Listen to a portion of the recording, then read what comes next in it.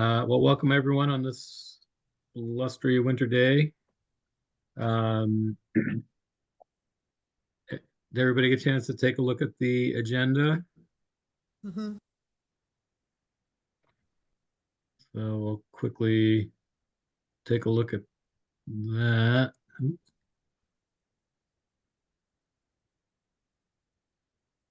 So we have on the agenda to approve our meeting minutes. So Linda and I and Tori and Amy and Emily, hosted Seth by Emily's and shop. What's that, Linda? Seth. And Seth, um, went to the DEC Wastewater Day. I don't know what you call it, a wastewater jamboree or it was a real, I guess it was a real septic social in Berlin on last Friday, and it was good to um, connect with everybody there. We can cover that a little bit, a little debrief. Uh, I wanted to talk a little bit about developing a benchmark or deliverable timeline for the rest of the year, as we were at the DEC day, and that was one of the points that kind of came across, um, as well as needing to reconvene our outreach committee. Um, so the majority of the meeting tonight, we're going to leave for the last two items.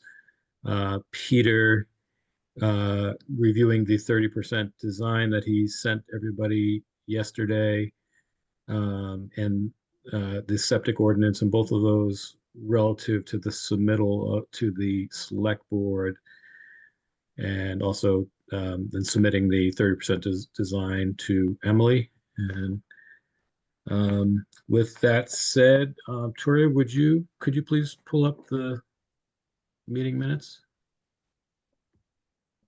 You want to start with December? Sure.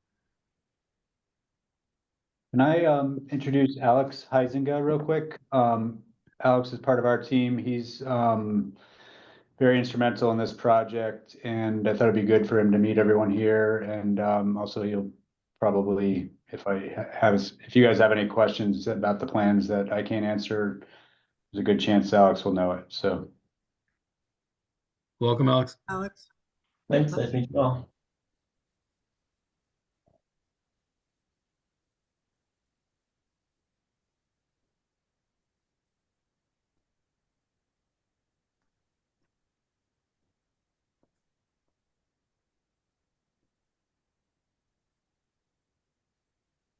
Should see December's minutes now.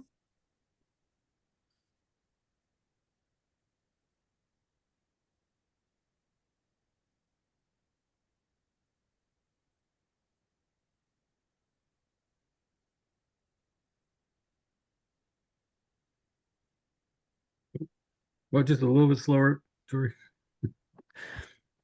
Sorry.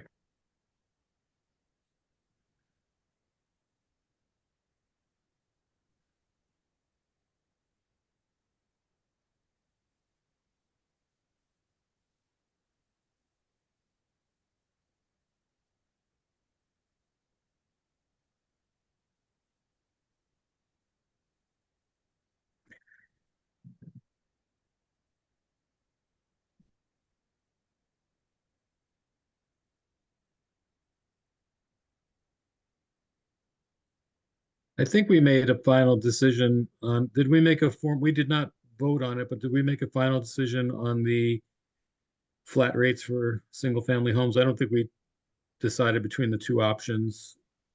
I know we had kind of a leaning towards, I think it was option 3 in that discussion. I just want to make sure that the minutes kind of capture that. Well, I was reading the minutes of the informational meeting the other day, and we presented to the public. It was 25 for a 1-bedroom, and I think it was 40 for the 3 or more. I So thought we where did Where did two fit in? Oh, they're downstairs on the table. I forget, but it was 25 and 40. Yeah, I- I don't think there was a fee in there, Linda, for 2 bedroom. So Hmm. somewhere between 25 and 40 presumably. Yeah, I mean, if that's what our minutes say and that's what we presented to the public, I want to stand with that. I don't want to tell them something and then change our minds. Well, maybe we can cover that in more detail when we go over the ordinance again. But so it seems like we did not specify 2 bedroom in our informational meeting to the public, right? JB did in the example, but I don't think we did. So I don't think we're bound to. There might be some flexibility there. So, but maybe I think pretty obviously would be, yeah, there would be, it'll be somewhere between 25 and 40 if those are the unless we starting fees. unless we group the 2 bedroom with the studio, or or call it, So 30 we or just say in the minutes, we just have to do what we said, regardless whether it's true or not. If that's what we said at that meeting, that's what the minutes have to portray.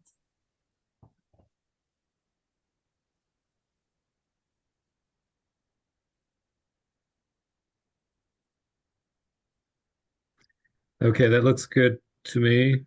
Is any more, or that's it, Tori? Any more down the page? No. Okay, do we have a motion? I'll make the motion to accept the minutes of December 17th, Second? 2024. Sure, I'll second those. Bradley is seconded.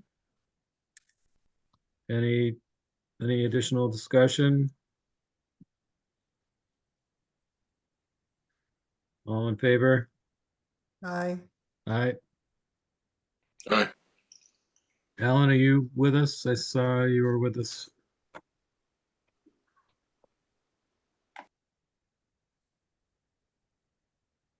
Bruce is not with us, but okay. Minutes are accepted for December 17th.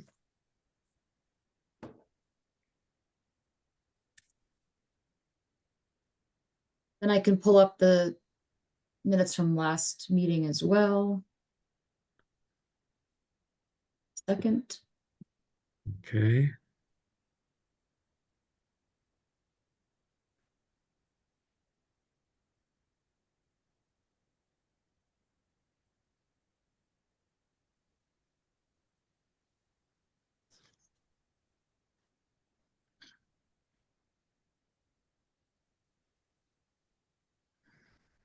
Uh, Tori, it says Tuesday, the 1/8, it should be 1/7, right? Sorry. It's all right. I feel like it's already tomorrow. Maybe it's just me. Those early sunsets, right? Not where she is. You'd be surprised. It's dark here. It gets dark at about not quite as early as Vermont, but it is notable.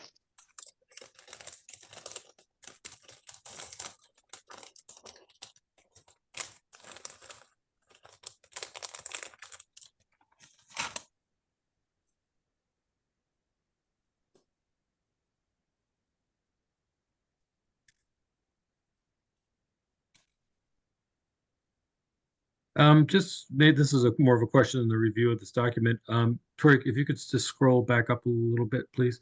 The schoolhouse design, will we have that far enough along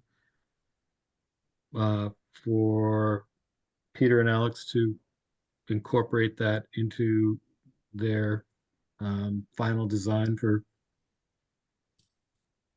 as far as I'll just chime in. I'm assuming you're talking about that project and how it relates to wastewater. yes. Seth did send Amy and I an email that sort of gets into what the committee is thinking right now. So I think that's good for us to start putting some flow numbers to it.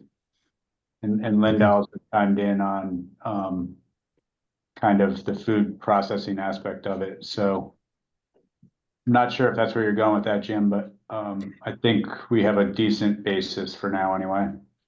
That and where the septic pipe goes out. Oh, yeah, I think we already know that. Okay. And well, maybe not from the new building. Is that where, yeah, I guess I don't know.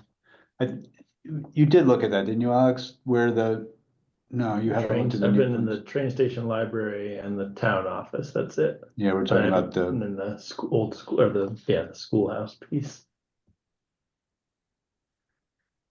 Yeah.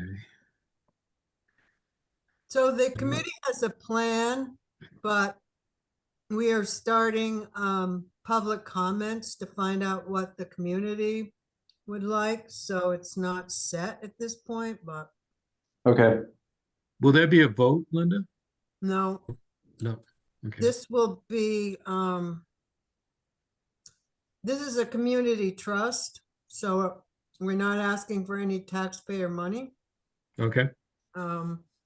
Grant funding. All the town will do is lease it to the trust. Okay. And I think that just in this number 2, I think it's really important in the design considerations and the flow capacity about the bathrooms for the rail trail that we remember to include that. Okay, Tori, if you wouldn't mind scrolling back down. Thank you. other that we, okay. Keep forgetting to mention that one. Okay. So other than that date change, any other comments, thoughts on the minutes? Do we have any motions? This is for our I'll meeting. motion to approve the minutes of January 2nd, 2025. Motion from Linda. Do we have a second? Yeah, I'll second it. Second from Bradley. Any discussion or thoughts? Other changes? Having none? All those in favor? Aye. Aye. Opposed? All right, we've accepted the minutes from the second.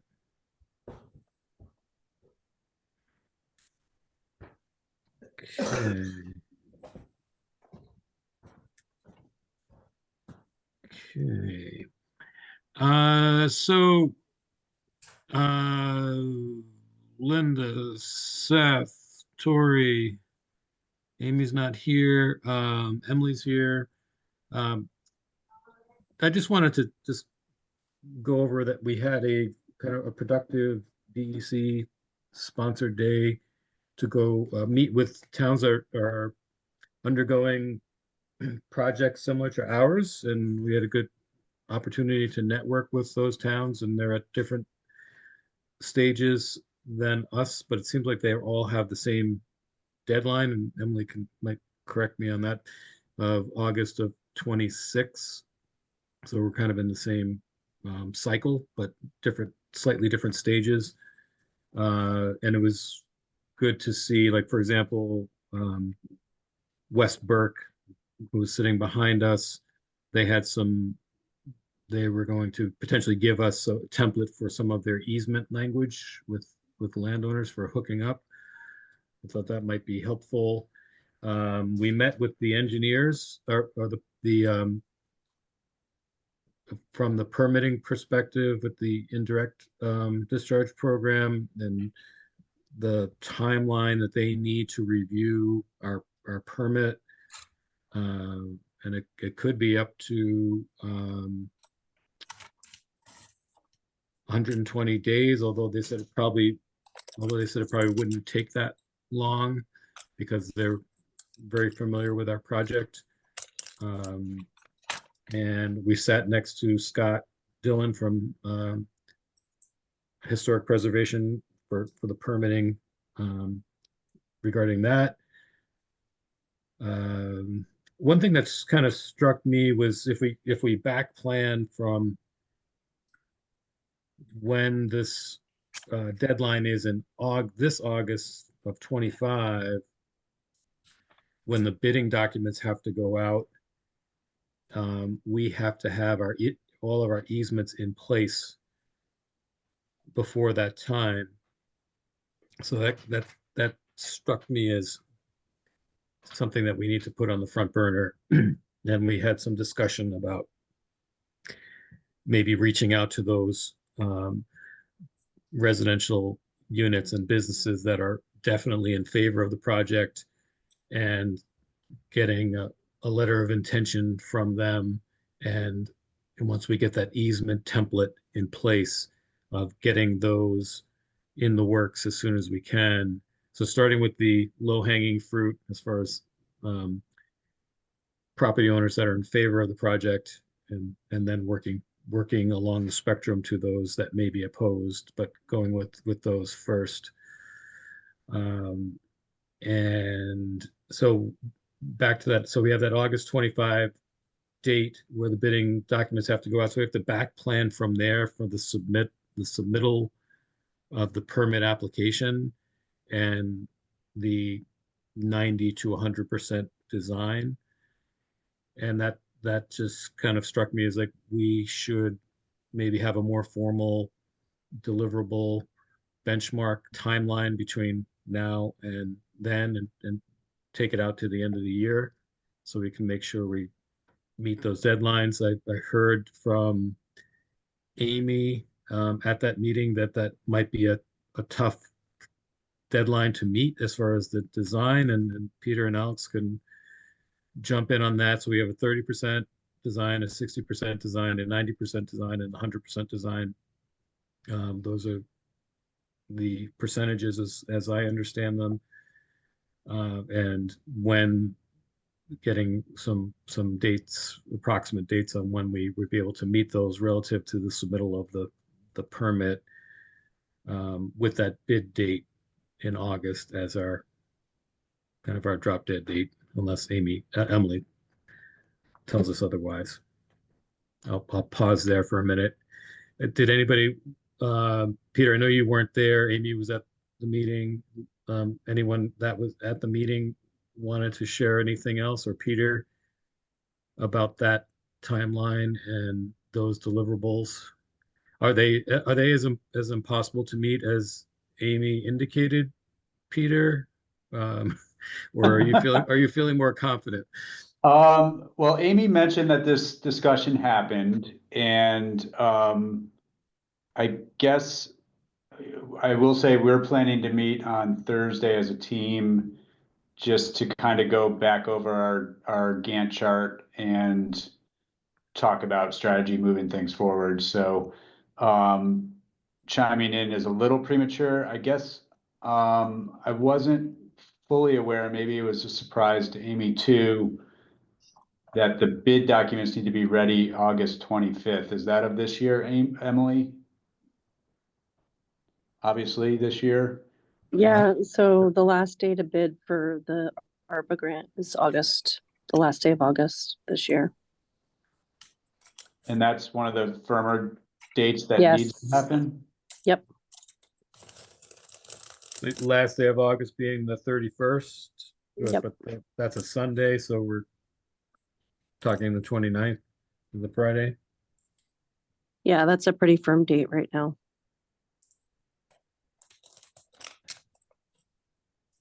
I'm not sure you're going to see any wiggle room on that, because you need to be able to spend all that money in a year from that date, right? Or you'll spend some, during the design part, but a majority of that funding is for construction Well, obviously, from yeah. ARPA. Yeah. I guess from my perspective, we knew everything was pretty condensed. So if that could get pushed out a month or two, like, Yeah, I don't think that's gonna happen. yeah, I'll be Okay. honest with you. yeah, fair enough. Yep. Okay, But, well, we'll work You know, backwards. Jim put me on that link, you know, I was on the email where you sent the plans, so I've started looking at them. So Oh, great, they're in front of me right now as we're talking. yeah, I definitely have questions, but I think it's just questions that, you know, I can call and talk to you about. yeah, And the permit reviewer, is it an indirect discharge program? Yeah, so Did- Ashwag will get a copy of these as soon as we get our official submittal, because there's a couple other things that have to go with the submittal. As soon as we get that official submittal, then we will I'll make sure Ashwag gets it to start her review. So there seemed to be some flexibility from those folks that I met that it won't take 120 days to review, but we do have, let's just call it a drop dead date of August 29th for the bid documents. well, As Emily based on what I just- was hearing from Amy is maybe a kind of a, more of a, I'm gonna call it a rolling review, where normally Ashwag and the indirect discharge team probably would not be involved at this level too much, and they'd be kind of be waiting for the full application. Correct me if I'm missing anything, Emily, or anyone else who's at the Friday meeting, but I think what I was hearing was that there was a commitment to kind of progressing the plans together, so that when the actual application is submitted, you know, Ashwag in particular is gonna not be surprised by anything, and it should be a much easier review. Ashwag should get every single submittal we get. So the quicker and the sooner you have her seeing things, the quicker the permit review process is gonna go. Right. There still will always be that 30-day comment period, just like there will be for the environmental review.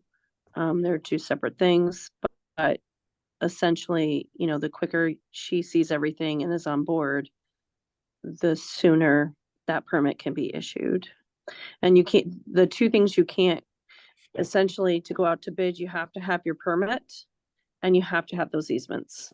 Those are like the two critical items, and your environmental review. I mean, you could go out to bid without that, but I would highly not recommend that. And section 106, those are like, I guess, 4 things that are critical to that bid part. Emily, just a quick question to make sure I understand.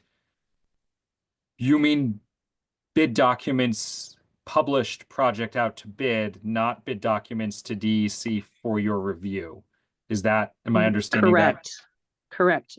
The drop dead bid date is the end of August. Okay, so just recapping what was just discussed, and I would, can I defer to Peter and Amy on those items that Emily just discussed, and if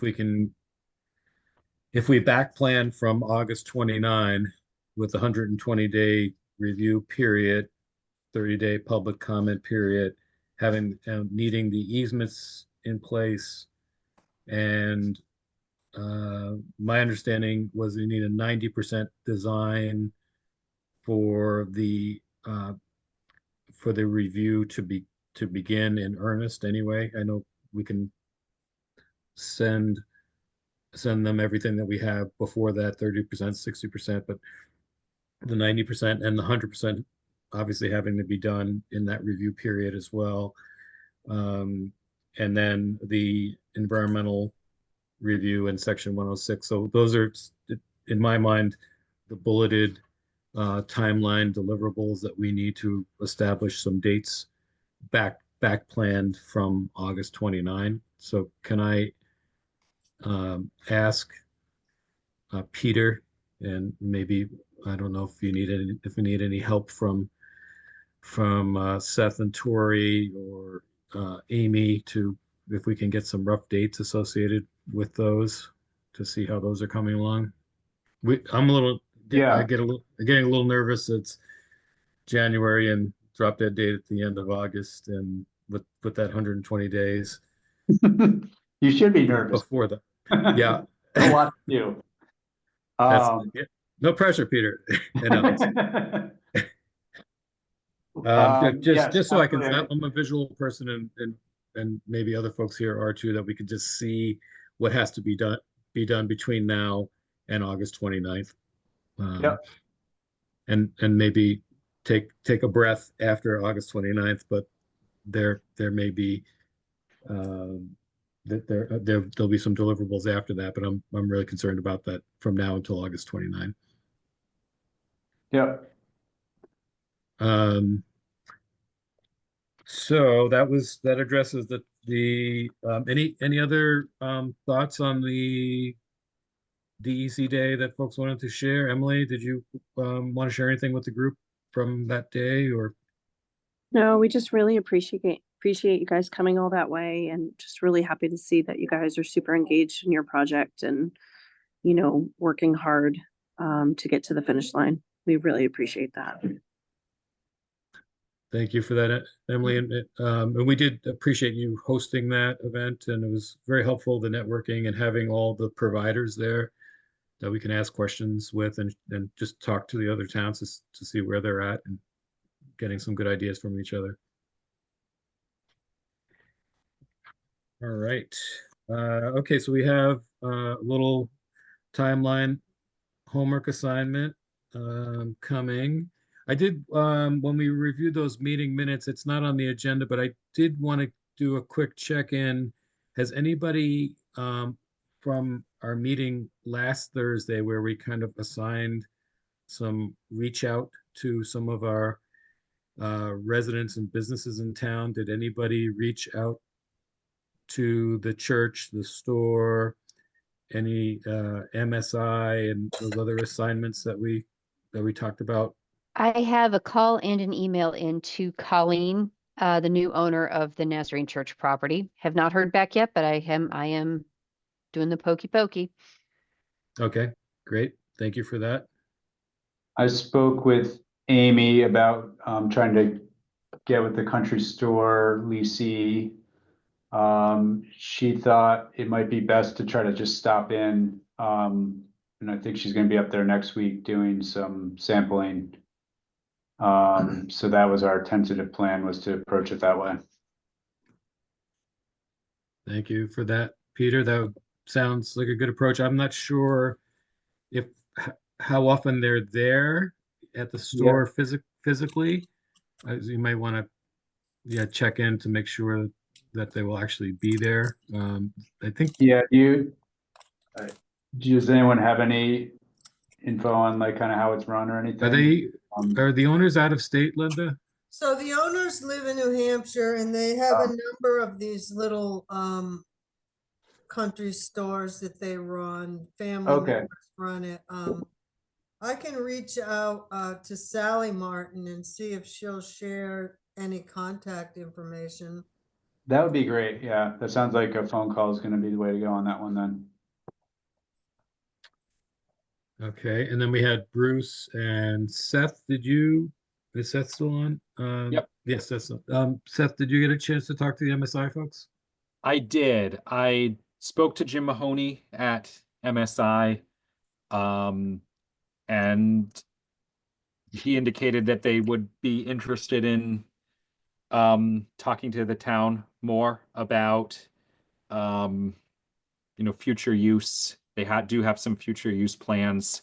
They're facing some limits related to drinking water supply. Right. But they're very interested in talking about things like, future use of the building, septic tank sizing, capacity for the individual buildings. So I'm going to have an email out to him to organize a meeting with him and his kind of leasing site manager person that I'll extend to you, Peter and Alex too. I think it would be valuable to have you there. Great, thanks. But they're And can very want to see the project succeed and see the value to them and to the village as a whole, which I thought was a very positive, place to be in that discussion. Yeah, absolutely. Can I ask all the folks here that are contacting the landowners? We just, in our previous discussion, we talked about the urgency in getting these letters of commitment and easements. Can we actually ask both questions, or actually three questions? They're, first of all, would they be willing to sign a commitment letter, and with the easement template shortly coming thereafter, and then about the additional capacity needs. It would be, while we're on the phone with them, we're talking to them in person. It seems like it'd be efficient to talk to them about all three of those.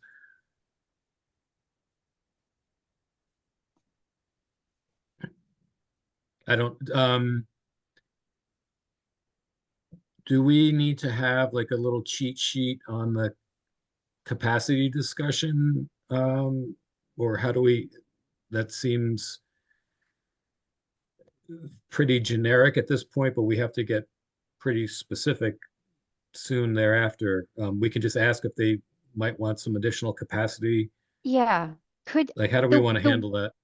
the way I sort of couched it in the letter to Colleen, and what I might counsel from when we had these conversations, Warren, Waitsfield, is just, look, there's an opportunity. There is not an obligation. But if you have any thoughts that your property might, that you might want to do something in the future, this is a great opportunity for us to size appurtenances and infrastructure to do that. And,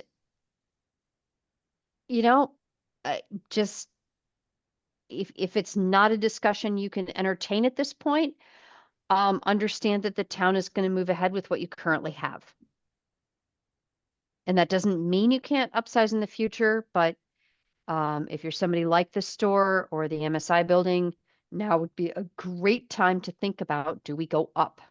And just, they're adults and they're going to have to make a decision or fail to make a decision from there. But I think the default is what they got now, unless we hear otherwise. I think that's a good point, JB, and just pressing the incentive. Yep. That now is the time that we're designing the septic tanks, and we need to know if you're interested in additional capacity. And by the way, will not be any additional charge for Free you to is good. upgrade. Free is good. Free is good. They wouldn't even have to pay for the extra capacity for a little bit later. Correct. Yeah. All right, that sounds good.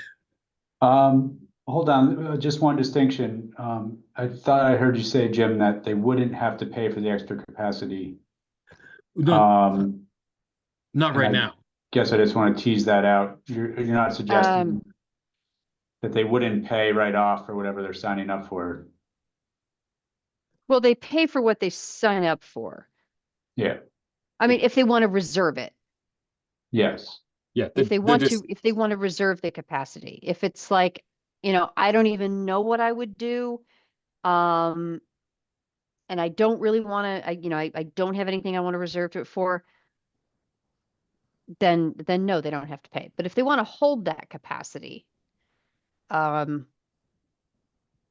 they've got to go through the process in the ordinance. Yeah. Okay. The distinction, though, the capital cost of putting in a bigger septic tank, connecting a bigger septic tank, right? That capital cost that the grant will pay for. The additional potential operations of a bigger capacity allocation, they would still have to pay for, but that's very small compared to putting in a much larger septic tank or digging up and putting a new one in 5 years. Good Lord, yes.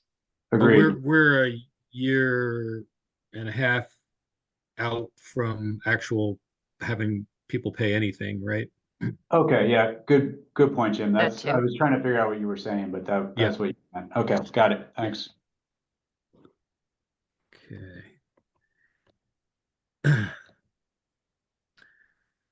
So Tori and I had a chat at the meeting on Friday in Berlin about the necessity to reconvene the outreach committee, and we've been pretty silent after the last vote, and we really need to reconnect with the community. I think the silence was called for after the contentious back and forth on Front Porch Forum and the signs, and you know, got a little bit ugly there. And I think we all needed to have a little ceasefire. And I think it's time to re-engage the public because of what we're doing now with the ordinance and the wastewater commission and the design and the permitting. And we're going to need to start talking to the landowners about all of these things. So we just have to keep that in mind. Maybe we can establish a date for the outreach committee to get together and see what we want to do for outreach and how we want to handle the contacting of landowners at this stage. Like, how often do we want to put materials out? Do we want to just do it on Front Porch Forum, or do we want to do other methods of contact? Um, are we going to have kitchen meetings with some of these landowners in the village at some point? But I think just a general update might be helpful for folks. People are probably wanting to know what we've been up to since the last vote, and maybe having something come out in early February is what one thought, as the select board is going to be starting to review the ordinance and the wastewater commission and the 30% design. We talked about having a workshop on that 30% design with the select board. So we really need to re-engage the public. Any thoughts or comments on that? And who, I think it was Tori, Linda, myself, Bradley, and Bruce, I believe, were in the committee previously. We haven't had a meeting in a few months.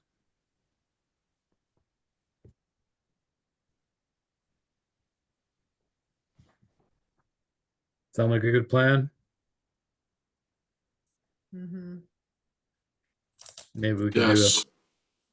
do a meeting doodle thingy. I can do a doodle thingy via email. Thanks, Tori. Yep. And think about what kind of information you want at town meeting to maybe share with them.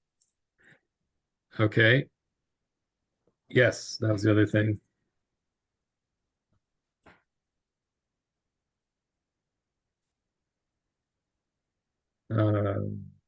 Okay.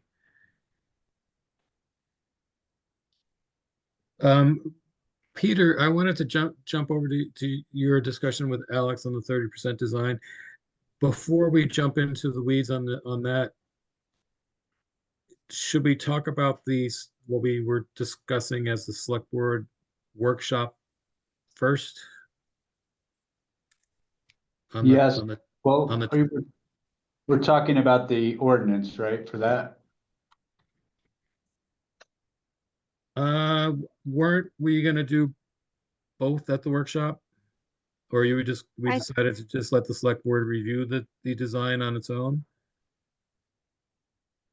My recollection, and I'm open for either, really, quite frankly, but my recollection was that there was gonna be a workshop where Julie Beth could kind of work through the ordinance and explain Yeah. things outside of a public hearing.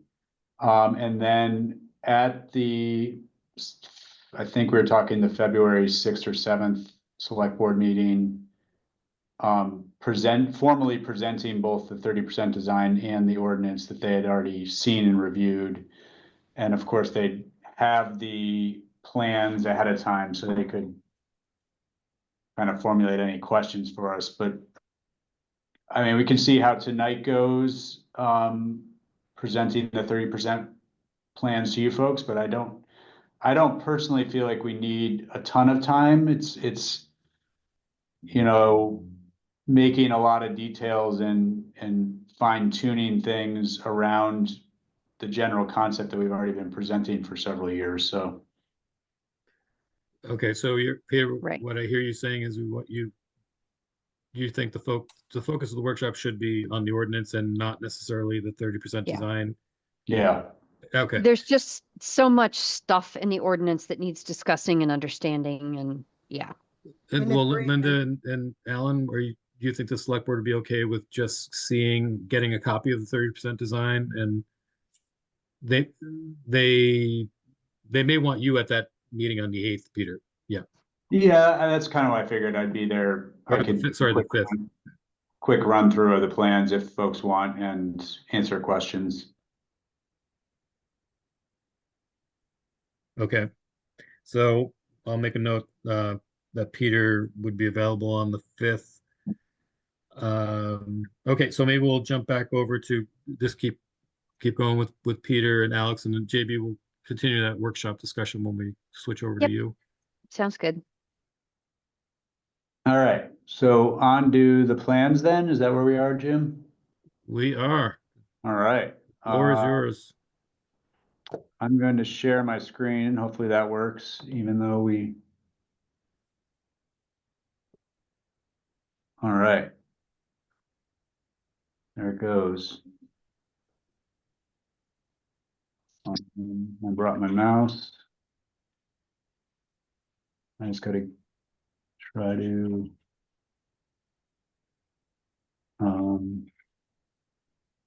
I roll up all this other stuff. Okay.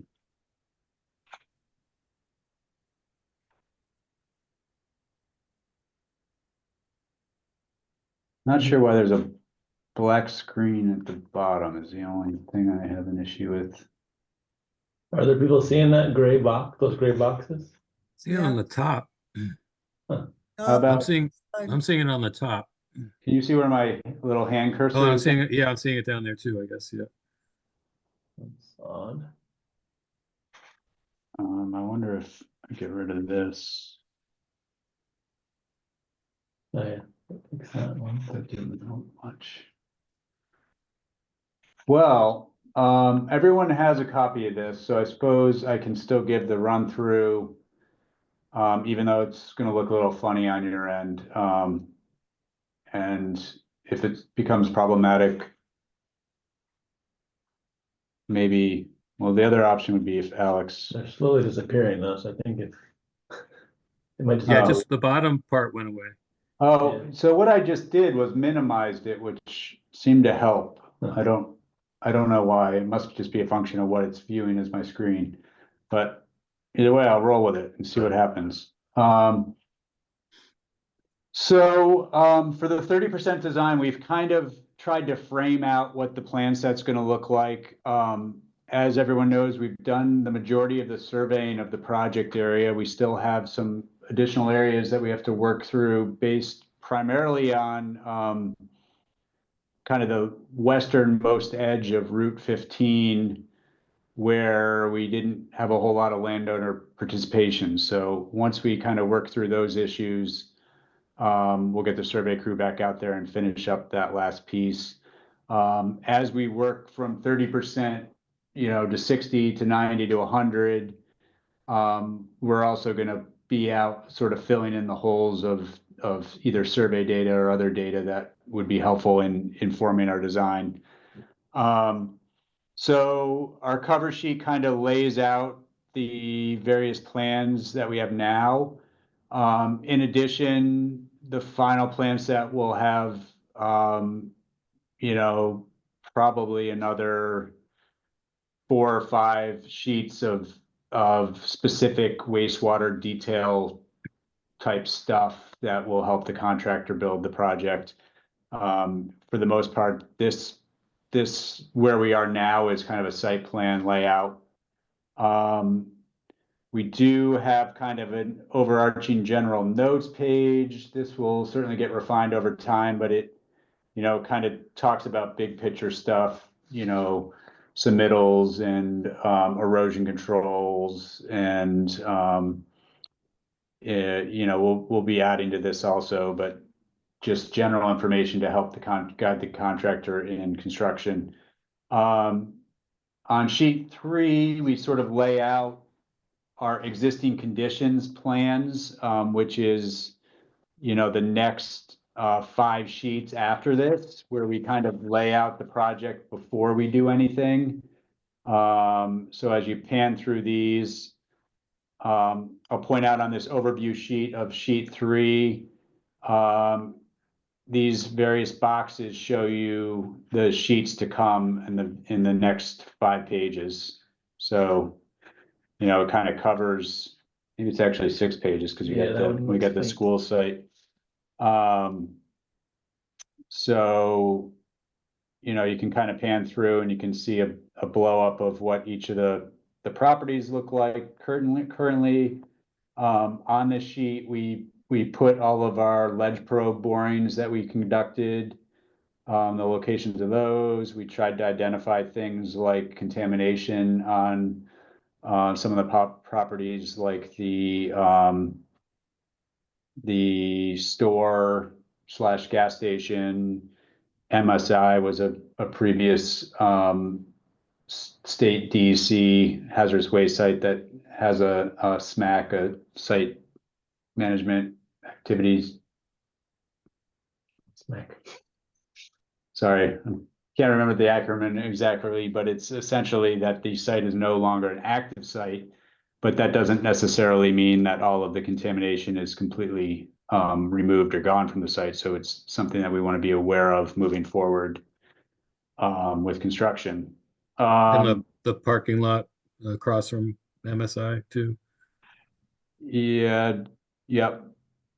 Yeah, those kind of like scratchy outlines, yeah, where Peter's cursor is, show the kind of the boundaries of where Okay. the station might be. Tori, I think that property, the parking lot is going through our brownfields process, right? Does Stone have all of those reports? I can share those with Stone. We're expecting their report from their like supplemental site investigation they did this fall still. But that's Okay. where they're at. And then their next step would be an evaluation of corrective action alternatives and then a cap. Okay, that's great to know. Yeah, that would be helpful to have that. Thank you. And Peter, just while we're on that potential hazardous waste sites, does that doesn't automatically exclude the pipe from going through that area, does it? No, Okay. it really shouldn't have a huge impact. It's just the contractor's gonna have to be aware of contamination, and we'll have to handle it appropriately and reach out to DEC and make sure they're aware of this work happening. And what about the wellhead areas, the circles? Are they, does that mean the pipe has to avoid those as well? The well, 50-foot buffer around the well. No, Okay. no, in general, yeah, there may be spots where we have to sleeve or something, but in general, no, we don't have to stay 50 feet from the wells. Okay. the rules call for special things that they just need to do around the well, that 50-foot well shield. And then we would require a soil management plan for the project related to the sites that have contamination. That'll be part of the environmental review. Right.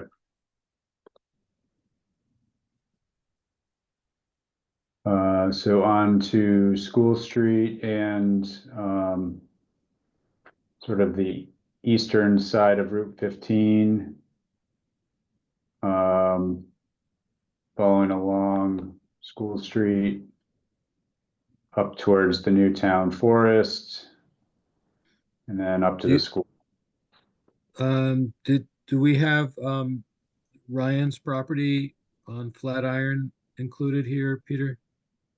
We do, right, Alex? Next to the ball field, or Yeah, across? up here in this area, right? Yeah, Yeah, we actually just recently surveyed and added that to the plan, so that's great. Okay. And he's the only place on Flatiron, right? Correct, yeah. Beyond his property, we did talk about this a little bit internally. Beyond his property is out of the service zone. So in theory, maybe someday there could be an extension that went on there, but it couldn't really be part of this project. So Peter, do we know from the probes and from the things identified um, on the survey which side of 15 and School Street the line is going to run on, or do we know that yet? We do, yeah. So this, right, what I've shown you so far through sheet 8 is all kind of existing conditions of what we surveyed in and what's out there. And then if you jump to sheet 10, this sort of lays out an overview of our proposed site plans and how we show those on the coming sheets. As you can see, in order to show the detail we need to show, we increase the scale or decrease the scale, depending on how you look at it, to 1 to 30. 1 inch equals 30 feet. So each of the sheets show a smaller area, and thus we have more sheets as you come through the project. And so you can pretty much go toggle through the project sheet by sheet. You'll notice we have match lines so that if you were to print these out, you could actually kind of line them up and figure out like where one sheet lines up with the next sheet. And there's an alignment that goes down the length of the sewer line that's stationed by every 100 feet. And so you can easily figure out where on the project you are based on those stations. Each of these plans reference down in the name of the sheet sort of the stations that are covered by the plan. And then you'll notice below the plan view, we have a profile of that sewer line going through, with existing, I can try to zoom in a little, but existing topography, this might be a bad idea. Existing surface, sewer line depth, and then each of these lines represents a boring that we did, and we mapped out sort of the bedrock surface, and Alex started to estimate our bedrock removal in the areas where there is shallow ledge. So far we've found that the estimated bedrock removal amounts are pretty darn close to what we were projecting in our rough PER estimates. So that was kind of good news for us. So that's why it made sense to go on the south side of the Lamoille on the Route 15 side because of the ledge depth. Yeah, that and there's more connections on that side. So you don't, if you had it on the other side, each of the connections would have to cross 15. So overall, it just seemed to make more sense to have it on this side. Peter, just could you scroll through the sheets just to show the alignment of the line from the school down or from the Yep. village up, however you want to do it. I'll start back at the beginning. So this is the western edge of 15. This is where we still need to get more topographic information. So here's south. sort of the end of the line down here, working west or east, I'm sorry. south side of Lamoille. Yep. Yep.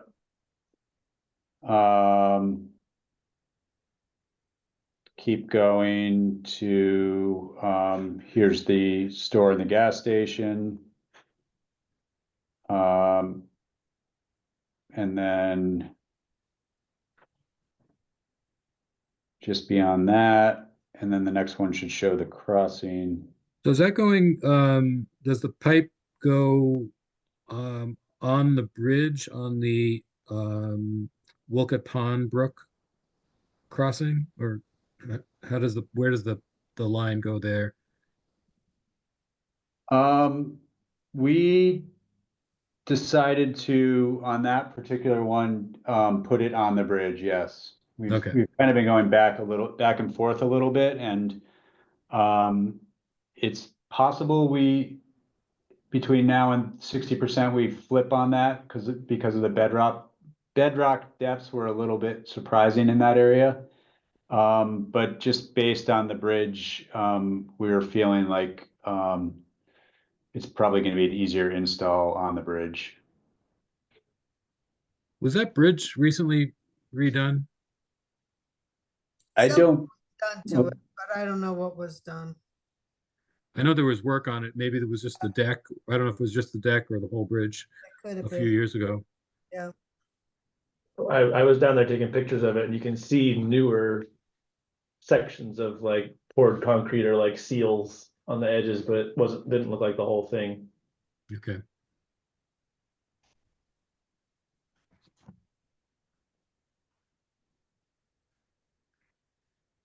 Okay, and then we're on the,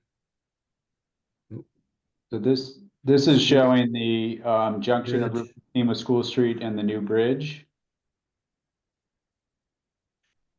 So is it gonna be on the upstream end? Nope, it'll be on the downstream On the end. downstream end? Okay. Yep. And then it will be going on the starting on the western side of School Street. Okay. And then, okay, then on the western side, the rest of the way. Yep.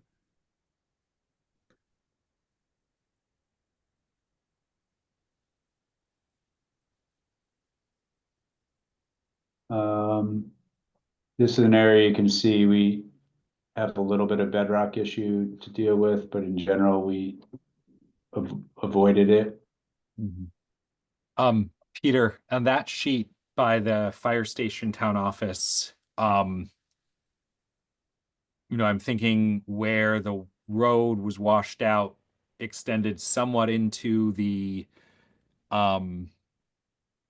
parking corner of the parking lot closest to the LVRT. Would it make sense potentially to just flare the force main down underneath the parking lot a little bit to provide a little more protection if that kind of erosion would occur again? Or is it so deep that wouldn't really be an issue or a concern? Is that right at the crossing here? Yeah, what happened was the river jumped its bank at that crossing and actually washed out School Street and the abutment. And Linda, I think that included that corner of the parking lot closest to the rail trail, or did the damage not extend that far? What parking lot are you talking about? So Of are you the talking about the fire department? the fire parking lot? department, yeah. So there was quite a bit of erosion. It was mostly over there by the bridge, the rail trail bridge. Right, there was a big culvert that we just replaced. Yeah. It comes across right there. Where is that culvert? Just to, Right about where your hand is. Yeah, Yeah. right there. You can kind of see across the road. So, Because there's a huge ditch that runs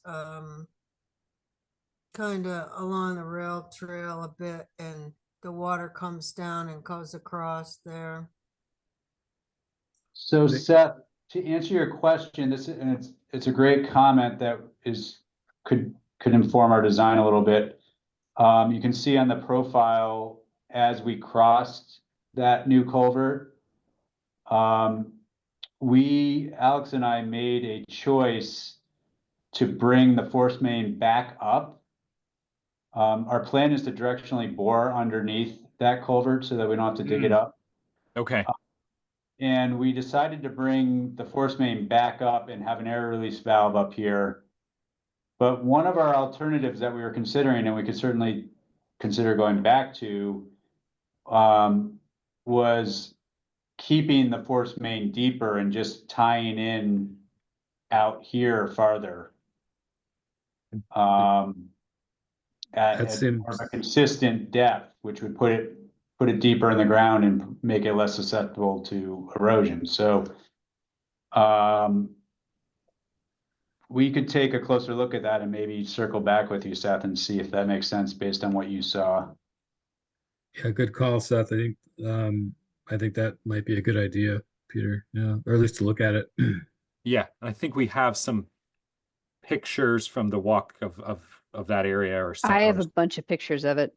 I don't Yeah. know why I was home then, but yeah, I will put them in an email. Yeah, I think this might be a place where that would be worth considering and might provide better protection if there were erosion again in an Yeah. event like that. Okay, that's great feedback. Thank you. The ball field, one notable thing in this area is that we do have some wetland and wetland buffers that we're kind of working around. You're There's crossing other crossing crossing too, right? crossing School Street there. Correct, yes.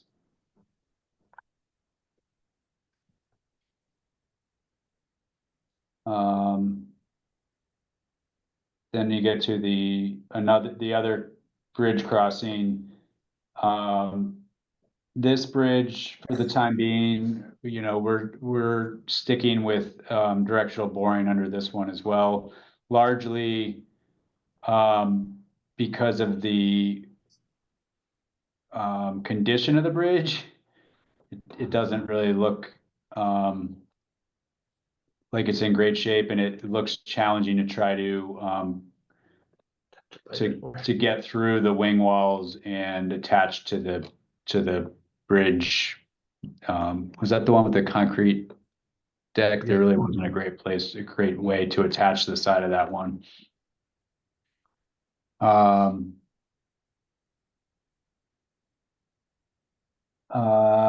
Just beyond that, you can see we get into another ledge area where we're gonna have a little bit of ledge removal. And then we are on to the town forest parcel, where we show our 2 equalization tanks and a force main heading up the hill to the school property. I have been emailing, as you can see from this, we're not showing any sort of parking lot at the time being. I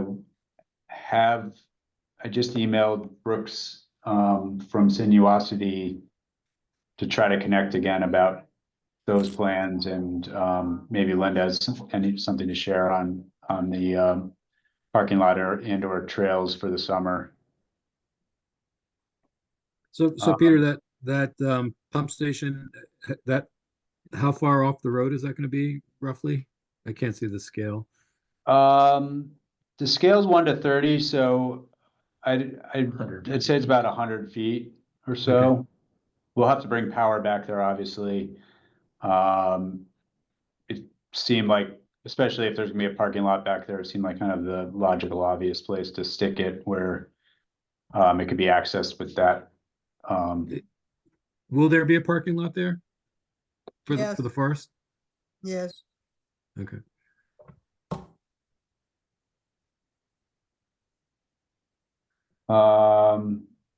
This sheet jumps. Oh, I went the wrong way, sorry. This one shows the force main getting up to the school through the town forest. You'll see we do have a bunch of wetland buffer impacts through this area.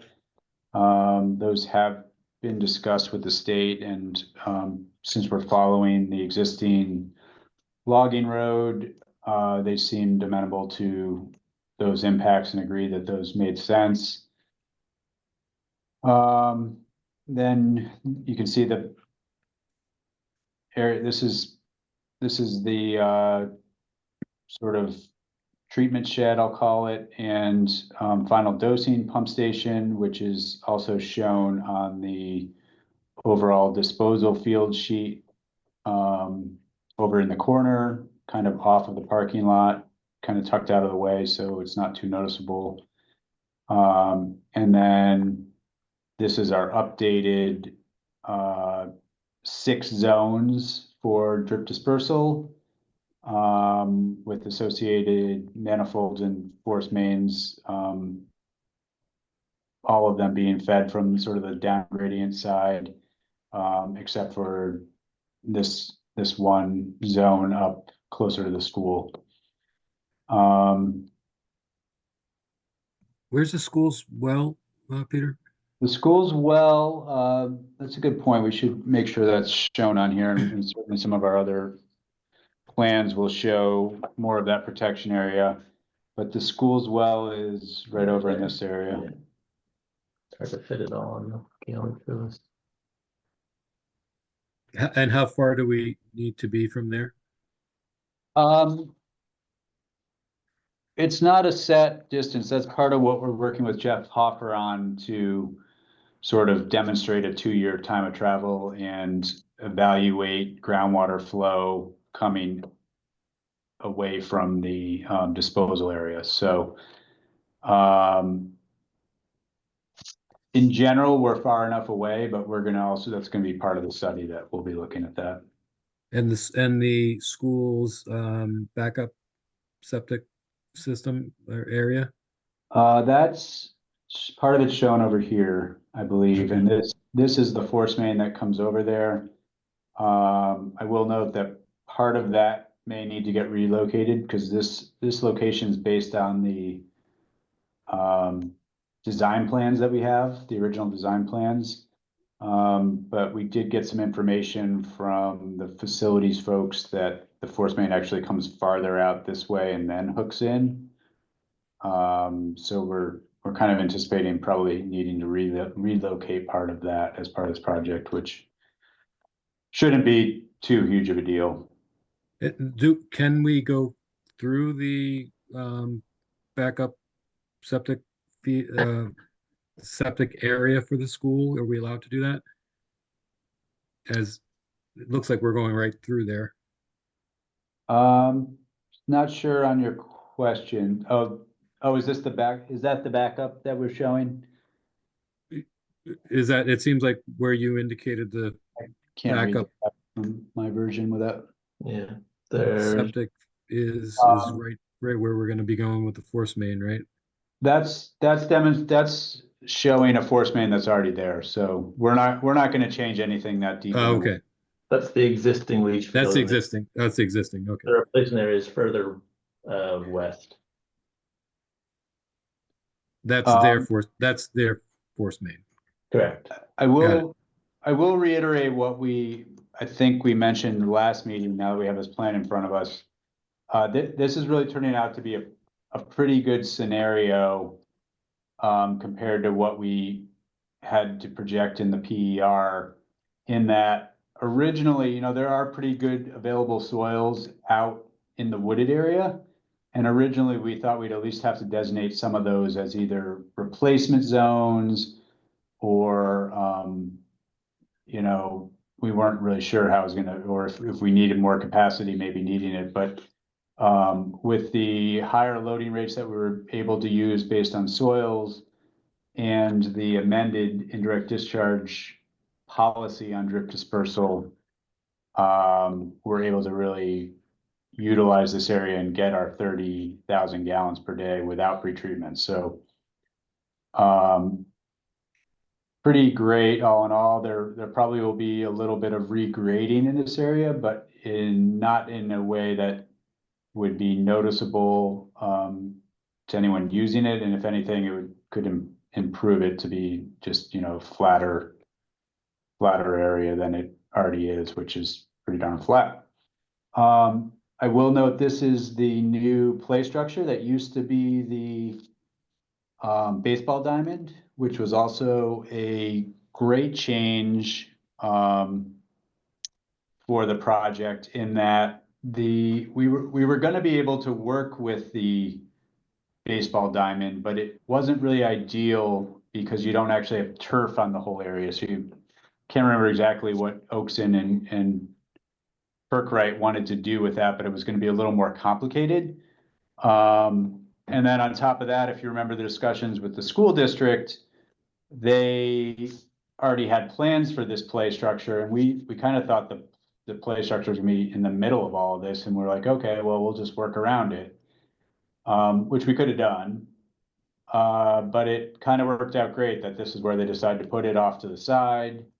We got rid of the baseball diamond problem.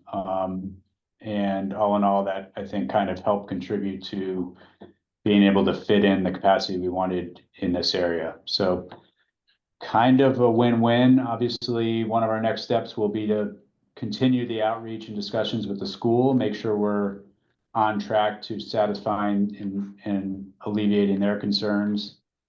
And that'll be a lot of the work that we're going to be doing. Maybe at our next meeting, hopefully by our next meeting, we'll have some more information to share from Jeff Hoffer's investigations that he's doing. And then we can start to package that up and make a plan about going back to them. So that's the gist of it. I'm happy that we have 6 zones. I think that's great for the flexibility of needing to isolate and or rotate as needed. And you know, this covers 150% of the 30,000 gallons per day. So in theory, these don't all need to be running at the same time to fully cover you know, even the highest flows we're going to be doing. I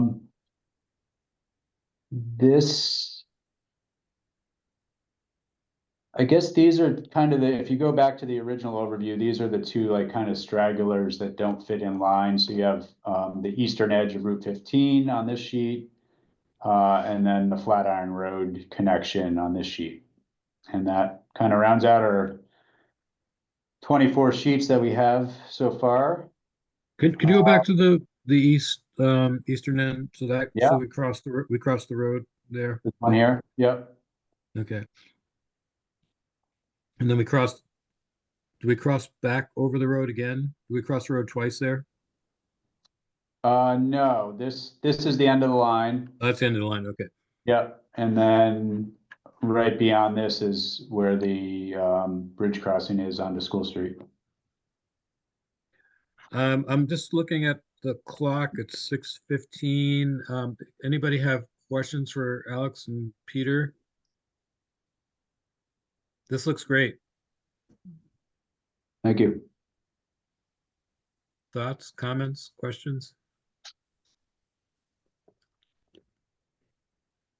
Linda and Alan, from the select board perspective, any surprises or anything that we should think about for this going to the select board? No, I mean, it was nice that you sat and explained things to us, because just looking at it, I didn't know what anything meant.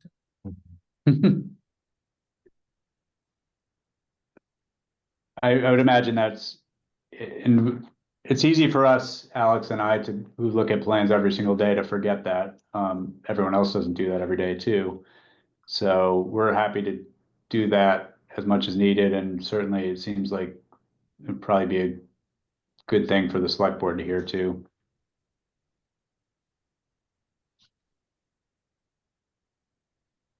Any other thoughts for Peter and Alex? Well, thank you both. This is great, and I know Emily's might have a bunch of questions for you guys when you submit it.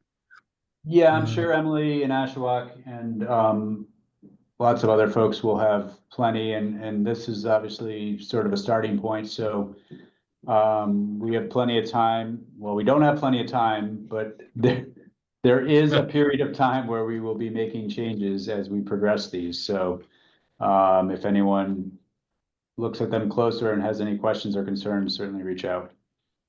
And on that note, I'm going to stop sharing. Thank you both. JB, over to you.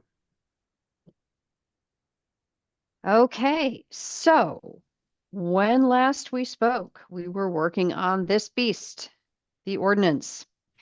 And this is the version that I want to send out. Seth, I did just see your email that DEC has recommended including grease, some form of grease containment.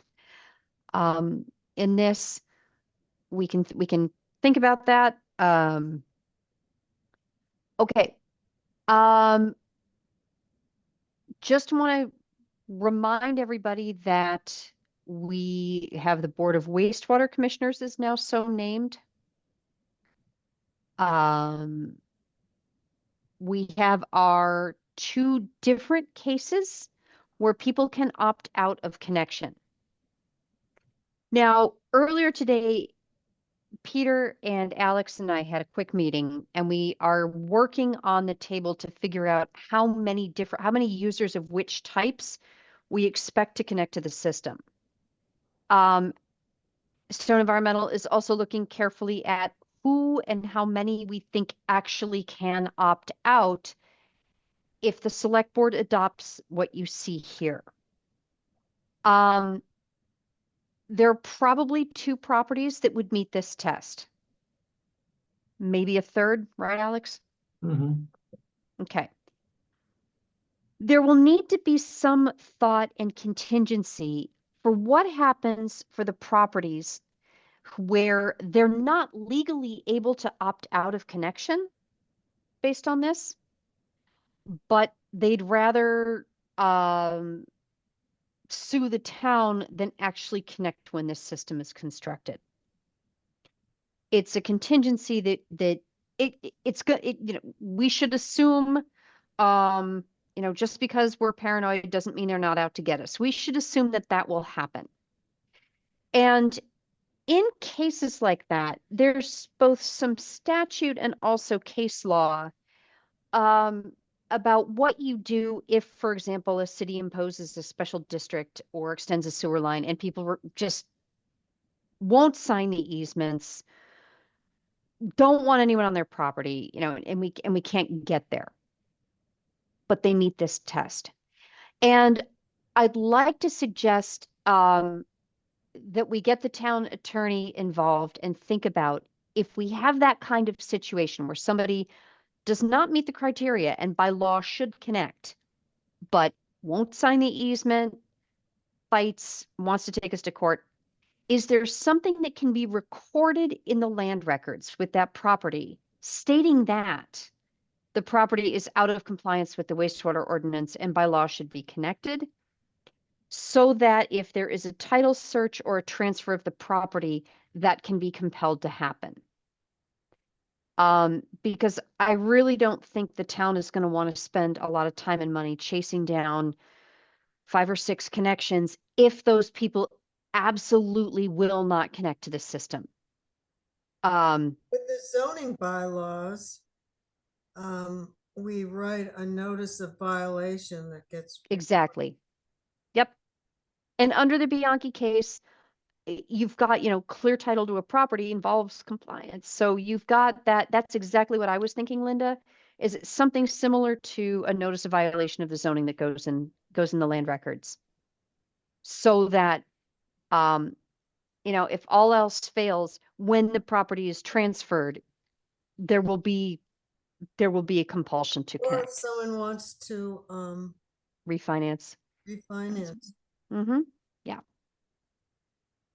So that would be something I'd like, if this draft is ready to go to the town attorney, I'd really like to make sure we cover that contingency with the attorney. Okay, we went through, we've What are got, you asking? You're asking, when this gets sent to the attorney to ask? correct, that we you- want to flag that issue, that we believe we have properties where, and Linda, I can throw this in an email. We believe we have properties where Yeah, they will not meet the test for not connecting. The connection would be mandatory, but they're going to fight. In that event, we want to make sure that we have a procedure identified for recording that as a violation.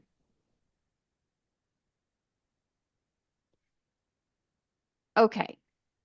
Residential users, Alex is working to identify what we believe to be studio or 1-bedroom units, 2-bedroom units, 3+ bedroom units. The guys brought up this afternoon, there is a property with, I think, a primary house and a trailer. The way this is written, since that trailer is on the same parcel but separately occupied by a household unit or occupiable, it would pay that the trailer would pay a flat fee, the main house would pay a flat fee based on number of bedrooms in each. So if it's a 1-bedroom trailer, they would pay $25 a month. The main house would pay 40. So Okay. does it say in there separate residentials anywhere where that is It spelled is out? separate individually occupied dwelling units, regardless of the actual parcel of land. Okay, yep. Okay, so we got that all nailed down. Sewer cleanouts. I think one of the things that we still have hanging out there is, does the town want to actively reserve capacity? I don't know, given how much capacity you have, that you really need to do that, but that's sort of one of our last little hanging policy issues. Isn't that up to the select board when we have this discussion? Yes. Mhm. So I'm just flagging it today. So we I- can either take it and keep it in, leave it out, may not need it. I think what might be useful to help the select board answer this question is those things that you've talked about, like the schoolhouse, like the LVRT, trailhead restroom. If Alex and Peter can put some numbers to that, and we can kind of share that with the select board so there's a why for whatever that number. Would that be helpful, Linda? Seeing kind of more of a where that's coming from? It would. Yeah. So you've got to remember the schoolhouse is not gonna be part of the town. They're gonna lease it.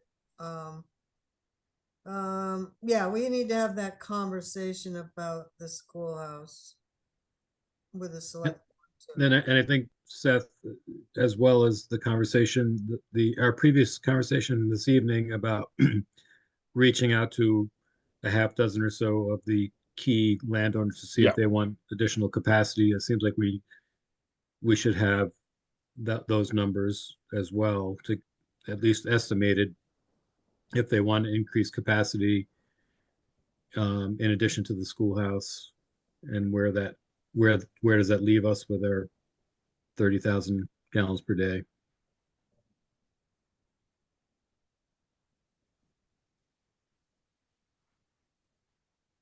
Okay. I will make one comment with respect to the schoolhouse, is that that whole complex, if you remember, already has excess capacity based on the existing permit. So some of that capacity is probably already built into kind of our projections that we have right now. So we'll be giving you more information and fine tuning that. But it's probably not as above and beyond as we might all think. If that makes sense. It No. does. Yeah. No. I Does don't know not make Okay. sense, Linda? what above and beyond means. That doesn't. Well, I guess above and beyond meaning, we were keeping, in general, we were keeping all of the properties at the same known wastewater capacity that they already had. Uh-huh. And turns out that there's excess capacity in that complex that Yeah, isn't being used. So point being is some of that's already built into what we've been discussing, and it might not be as far above what we were already what was already anticipated for that property, if mhm. that makes sense.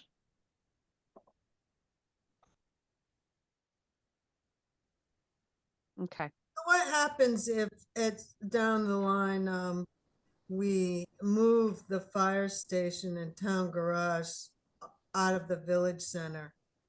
What happens, can we just say we don't need this anymore? This capacity? This system? That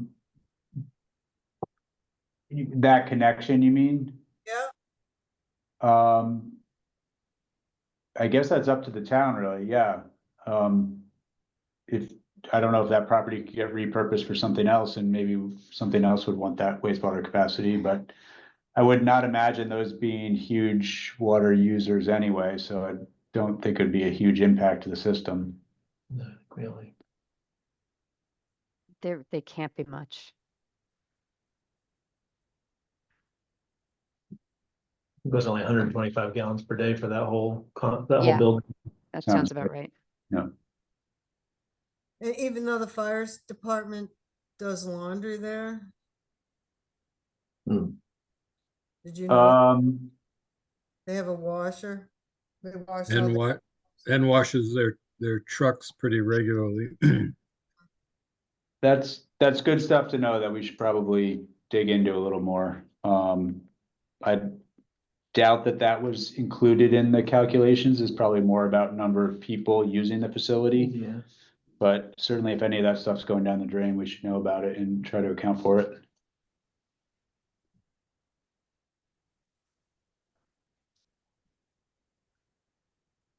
Well, I don't know where it's going, but for So, like washing trucks and stuff, there is something in there. They actually wash the trucks in the garage. No, in the front of the building. On the pavement in the front. So it Okay. just washes into the storm drain. Oh dear. well, there isn't a storm drain, there's But, or no, it's probably just sheet flow. Up there, it's probably sheet flow. those, But there's a stream right now. they go into the septic, but it gets pumped out occasionally. Cause Hmm. all the grease and oil and stuff goes in Oh, there, good. whatever those things are called, No oil water separator. maybe, I don't know. In the front. So just so we come to a resolution on this, so we're just going to highlight Okay. that for the select board to We're consider. highlighting it for select board, and again, we've got to figure out numbers. So we have to know like how much we're dealing with. Will we have those numbers for our select board workshop Yes. at the end We're of the gonna month have to. Yeah. or later Yeah. on this month? Yep. Okay. All right. Allocation procedures we talked through. Basically, you can hold your allocation without paying sewer fees for a total of 3 years. Should be enough to get you through permitting.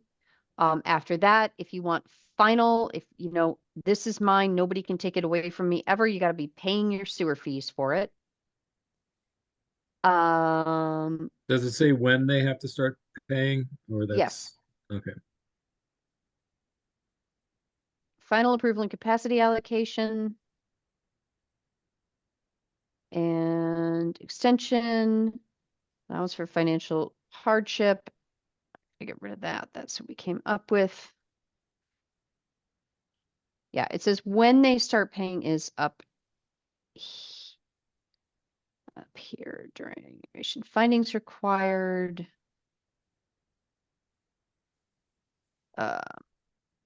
The actual you have to start paying is, this is preliminary.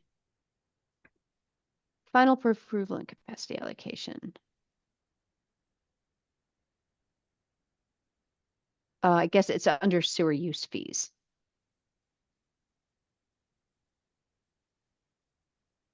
Does it start as soon as they're hooked up? Is that what? Oh, I mean, it starts when you have a final capacity allocation in terms of actual, when does your fee start? That's here. Establish reasonable charges. You have a connection fee, use charge. It's prorated based on when you start discharging. Right.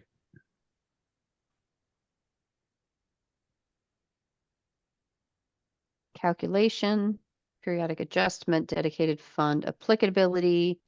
So the first flush in the new system, that's when they start paying.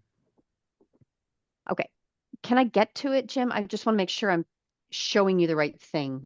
No less than quarterly, use of excess revenues. Billing, it's based on the billing period. If you are, and it's prorated from the day you're connected.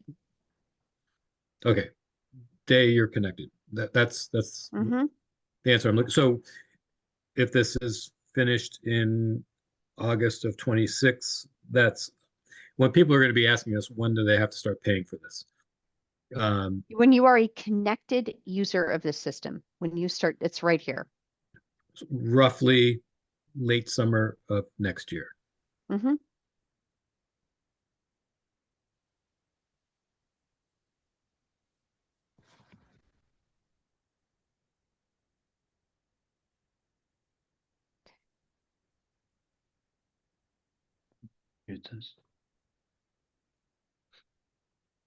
And as far as holding capacity, that starts before that.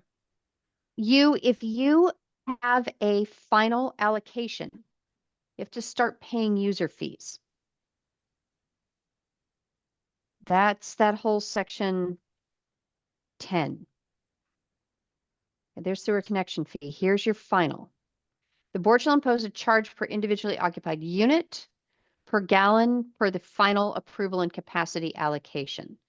I mean, we can add in here that the charge shall commence upon issuance of the final. I mean, generally you do it from the date of the final capacity allocation. Once the system is built, you're going to have forms that people have to fill out. You're going to have to permit their connection, or allow their connection. I think we can specify it there. In managing South Burlington or Warren, you started paying your fees based on the date of the connection because connections are inspected. I don't know that was actually in the ordinance, but we do have in here that if you have a final allocation, this final approval and capacity allocation, you have to start paying. So it would basically be from the date of issuance. We can specify that in here if you want, but that could get gummy when we get to construction. Well, I'm just trying to figure out how far in advance is this before they're actually connected. The sewer use charge, the use charge is based on actual use. So you've got to be connected to Right. be using the system. Right. But if to hold an allocation, when does that, I guess what I'm asking is, when does that Okay. clock start for holding the allocation? Two different situations here. I want to think about initial construction of the system. I don't think anybody should be paying until there's actually a system to be paying into. But once there is a system, once the system begins operating, anyone who wants to hold additional capacity in that on a final basis, that not temporary, not revocable, should probably start paying. If they want to reserve the capacity as soon as the system starts, they should probably start paying for that reserved capacity when the system is operating. Okay, that was the answer I was looking for. Yeah. Okay. So when the system is operating, Yep. That's when the clock starts, and that's when they have to start paying for the reserve capacity. And if we want to specify that,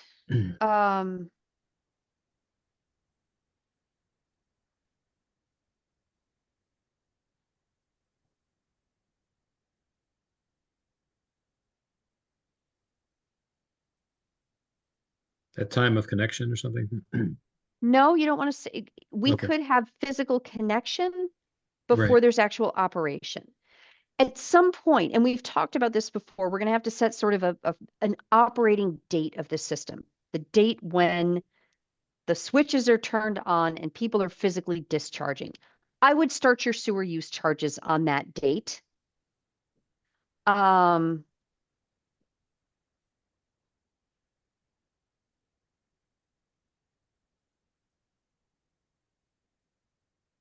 Of initial operation of the sewer system.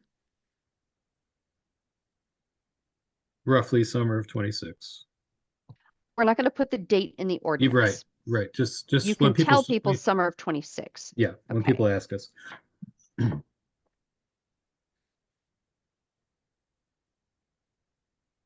As follows.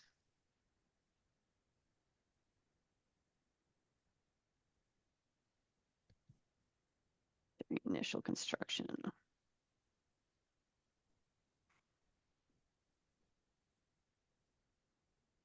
Why?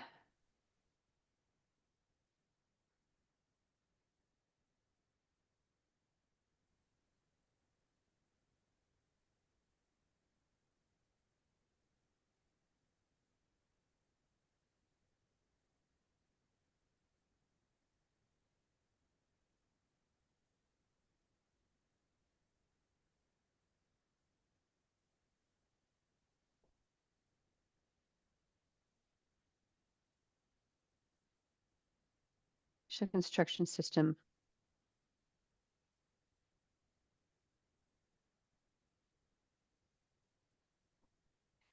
Allocation.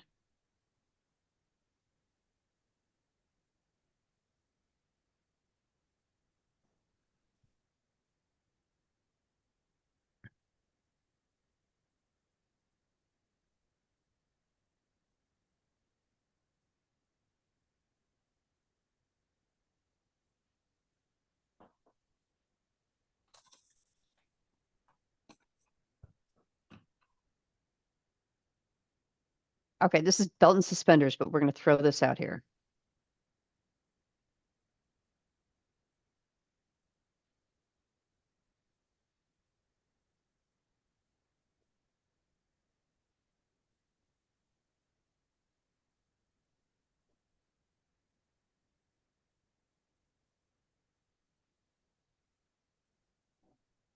Okay, thereafter, it's going to be thereafter.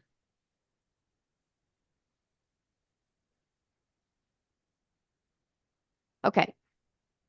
Thereafter. All right, if you connect before, during construction, or you are MSI and you come to the town and say, in addition to what we're going to connect upon construction, we also want to reserve 3,000 gallons. You pay, as a final, ready to go, can't be revoked. You start paying the day we give you the piece of paper. You start paying when the system is flushing. Everybody else after that date, you pay on the day the town gives you the piece of paper that says you are authorized to discharge, or you are the owner of this much capacity in the system. If you're just holding a preliminary allocation, you can extend that up to 3 years and you don't have to pay. But we don't want people holding that capacity indefinitely.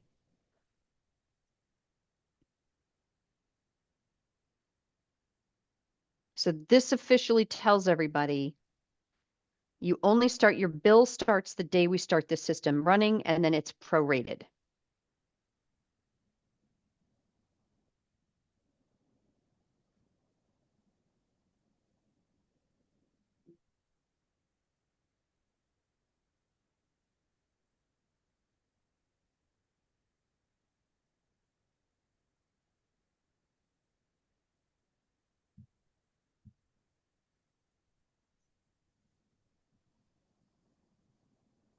Okay.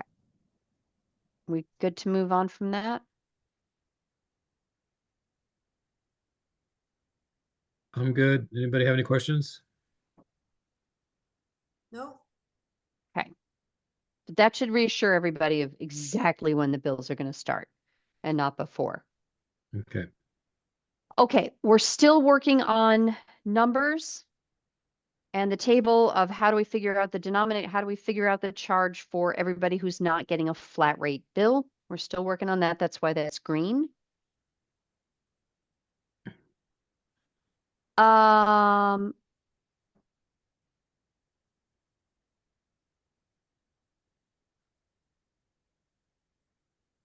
okay, What and that gets to this Seth too. was mentioning about the grease, does that, I know that's about it. Yeah, this first I've heard that DEC wanted a grease ordinance. Um, Seth, we can certainly add that in here. I actually think it's covered. We don't really have, I mean, we don't have any restaurants or anything, so Um, the cafe and the store might possibly fall into that see, category. here's the thing. Yeah. I think this is Yeah. already covered, Seth. I don't know why. This is Right. what we did for the draft for Westford. This is straight out of Warren's. It's definitely in Warren's ordinance because of the store and the pitcher in. If you get any applicant where there's any question about grease, you don't want grease, especially in a step system. We've got that here. You can do that. I would really rather not try to write some elaborate thing. I mean, I have a battle scar this long from the grease trap ordinance in South Burlington that we did in 04 and had to retrofit all the restaurants. It was really great. Don't recommend. I think you have sufficient authority under this section to require an interceptor, an appropriate interceptor at a non-residential. This is when, instead of trying to do it all in the ordinance, you pick up the phone and say, Pete, Alex, hey guys, what's an appropriate interceptor for the new cafe? Yeah, I think that 3, construction of interceptors, gives the board the authority to do that. I know it does, yes. And Yeah. where installed, they have to be continuously efficient. And if we need to inspect it, if we think something's going funky, you have ample authority in here to send somebody out to see what the heck's going on. Yeah. Just a point of curiosity. So what if just a private resident dumps grease down the drain? Would that really screw with the whole system? Not the whole system unless people do something dumb. But you have discharge of waste prohibited and it's a nuisance and you have the ability, you have the authority under this ordinance to go in and enter and maintain and to. And Jim, somebody will be doing, a professional engineer will be doing an annual inspection where we're going around with the Absolutely. operator and looking at each of these tanks. So we're gonna know who the problem folks are, pretty quickly. Are you just looking at the tanks at time of pump out every 3 years, or every year that we looking at No, the tanks? every year we're looking at Every the year. tanks and looking at the scum, sludge and grease levels and making a decision whether or not it needs to be pumped that year or not. And Okay. And oftentimes, if we have a problem site, we'll make recommendations that it needs to be looked at the next 6 months, and not waiting a full year. So, No, that's good to know. Yep. Yeah, you've got a lot of authority here. And if you get somebody who's smelly or something that doesn't look right, you do have authority. Any town has authority to enter and maintain and to sample for stuff. Okay. So Seth, again, just saw this email during our meeting. What else was the question? There was another, so I think 3 addresses that, and I think it clearly addresses it. So when we're having the business discussions, if MSI or the store or anyone else does talk about doing a, cafe or something, it could be worth, similar to the discussion about the larger tank. Lynette also indicated that the actual tank for the grease interceptor could be a eligible project cost. So it would be Oh, good to know great. that. Yeah. because then that would help that conversion happen much more efficiently in the future, So potentially. you're saying the grease interceptor would be covered cost as part of the construction cost? It could be, yes. Yeah, That'd be excellent. And I'm That'd thinking be also great. the fish place too. right. Yep. Yeah. Because I know they've Crap, talked about put one putting out, down. we should, geez, plan to put one in at at the old schoolhouse. That way, Mhm. if you ever, let's get that one less thing to pay for, that'd be great. Yeah, it may Do we make have sense enough at money? MSI with the fish. Oh, go ahead, Linda. We have enough money? Yeah, I was just scratching my head on that too. It's not currently in the budget, but Okay, they're depending on the flows, they're not that expensive either, so. yeah, if you could, that'd be awesome. So we're talking about one at MSI, one at the store, and one at the schoolhouse, pretty much.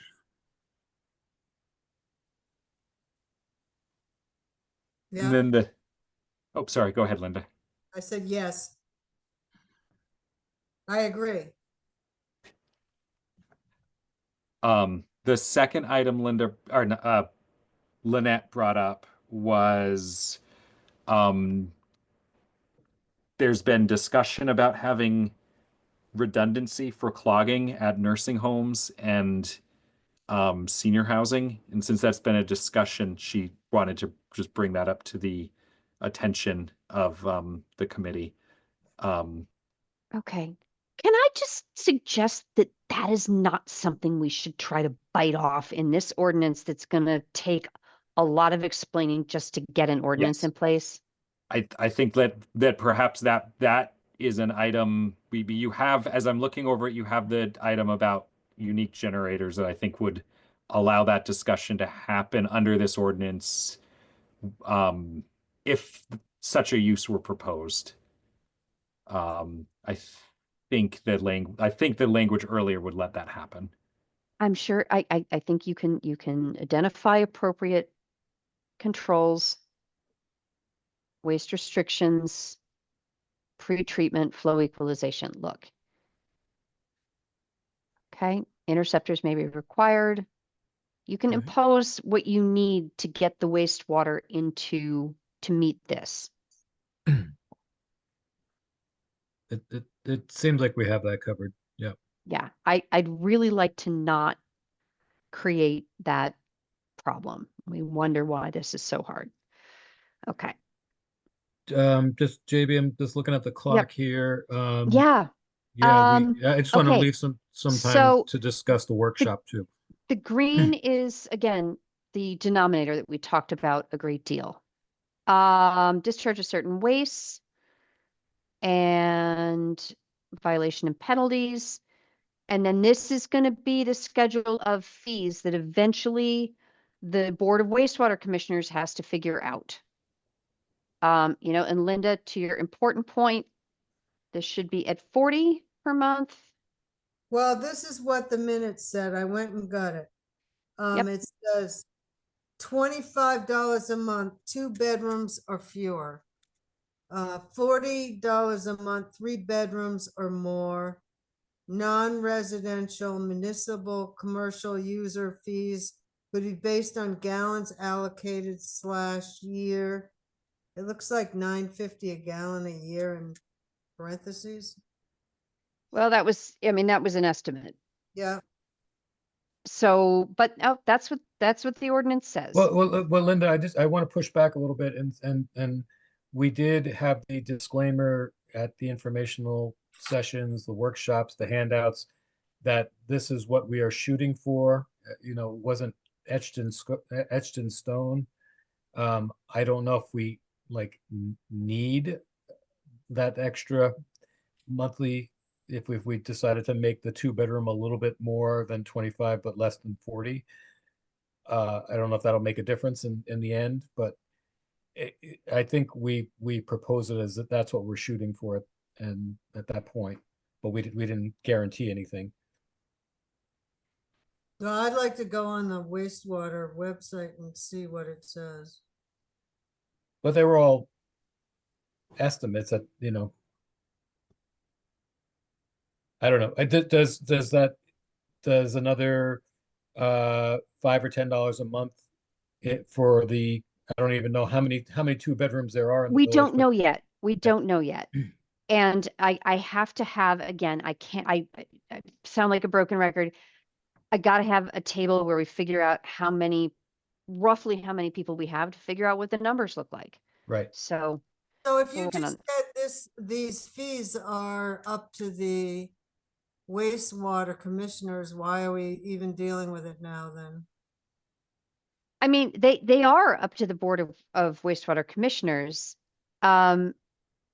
Ultimately, that body has authority to set the fees. In terms of figuring out what the impact will be overall of what happens if it's $30 instead of 25, I can't tell you that without having these numbers. We have to be able to put it in a sheet and say, this is how much the total cost is. Mhm. We will have those numbers by the workshop date, is what you're saying. What? Ask Alex and Pete. I can't generate it. So Okay. Yeah, I'm I think stuck. we didn't get around to meeting till today, and we have all the data in one place. We just need to tweak it a little bit. And so it's not gonna be long for us to get it back to Julie Beth, and then, And you know, then it's a the bigger spreadsheet. question is the outreach to the folks that could be driving and wanting more of the capacity and what those numbers are gonna be. So yes, it's partially us getting Julie Beth what she needs, but it's also, I gotta say, like, my hunch is that's gonna make a big difference, if we can get some of those properties to want extra capacity. It's gonna make up for the buyouts. It's gonna make up for the fact that we're trying to sort of subsidize, residential users in particular. Peter, let me ask a question because that's going to be an evolving discussion. I think we can probably safely say that the non-residential users are not going to be allocated less than their current permits. Some of them might want more, and so the numbers ultimately could look more favorable once that work Yeah. is done. So if Correct, yeah. we're comfortable explaining that to the select board, that the numbers for non-residential users fee could look more favorable by the time that work is done, I think we could move forward with the numbers that you and Alex are putting together while those conversations are unfolding. Does that make sense to folks? Yeah, that does Yeah. make sense, Seth. Yep. With the exception of what JB pointed out before, of the people that are going to fight us no matter what, and the legal consequences of that. Like, we may lose a few more there in addition to the buyouts. In our discussion today, we were gonna put in sort of a factor of safety to account for that too, and maybe have a couple different variations of projections. Yeah. Is it possible, you talked about this, JB, and I hadn't thought about that until now. If you were to do a lien or a note statement in the land records of non-connection, that could also, similar to a zoning violation, set off the clock of enforcement, and you could potentially collect in the future once as part of the curing of said violation. Yeah, you could, but On, it's a slug of on my, money. on my town's, water commission, maybe not quite the same scenario, but we have folks who signed up for a connection. We gave them a connection when it was built, and then they never paid a penny after that.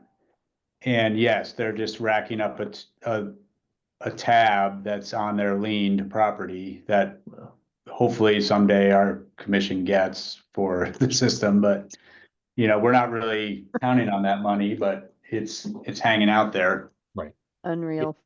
It sounds, I mean, I know it's difficult in a small town because you're talking about specific people, but from the standpoint of everyone else who is following the ordinance and rules you're developing, and paying their fees, there's a fairness factor of having a mechanism for recouping and reimbursing everybody else.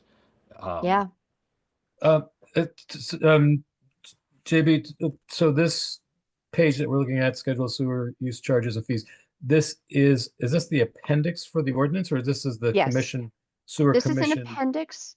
This is an appendix that we need a map of the service area, and then So this these is will just a be, schedule of charges. It's just like your fees for dog licenses and zoning Right, right. permits and everything else. Just tack it up on the wall and that's what you charge. but what I'm getting at is all of these where we have X's now, based on the numbers that are coming that we just No, discussed, no. will these be The filled only in? one that's going to be filled in based on numbers, your flat fees and then the charge per gallon. Everything else here is administrative. And it is a decision of the Board of Wastewater Commissioners No, how much. I get that, but I'm just wondering if we have to put this ordinance through the formal approval and the public comment period, those This numbers is not part of the ordinance. This Okay, is so- just the schedule of fees. All the ordinance says is that the Board of Wastewater Commissioners will determine the fees. And because these are the this is fees that they will be determining. because this is the appendix, it doesn't have to, we can leave it. That's correct. And Okay. because the ordinance says that the Board of Wastewater Commissioners shall periodically determine the administrative fees. This is Okay, just got to it. show everybody, okay, this is what the schedule is going to look like. Got The it. only thing you set by ordinance is your flat rate and how you're going to calculate the per gallon. Right. So only 2A we'll know the answers before the ordinance has to go to the select board review. Correct. Got it. Okay. Folks, it's 7. I just want to, I know JB might have a little wrap up on this, but I want to make sure we leave time to discuss the workshop. That's all I got. And as far as I'm concerned, this is ready to go to be sent to town attorney and select board. And I would recommend sooner than later so we can get that process started. I know we had a tentative date, Linda, JB, for the workshop. I believe it was the last Monday in January. Is that right? I think I offered, but Linda, you were going to check with select board and see So we which meet ones. Tomorrow night, and I need to ask the select. That's board what I thought. Yeah. Okay. Yeah. They would be willing to do. I can recommend January 27th, I think. Mhm. See if I'm free, but Evening workshop? Is that what we're talking about? they work, yes, it has to be.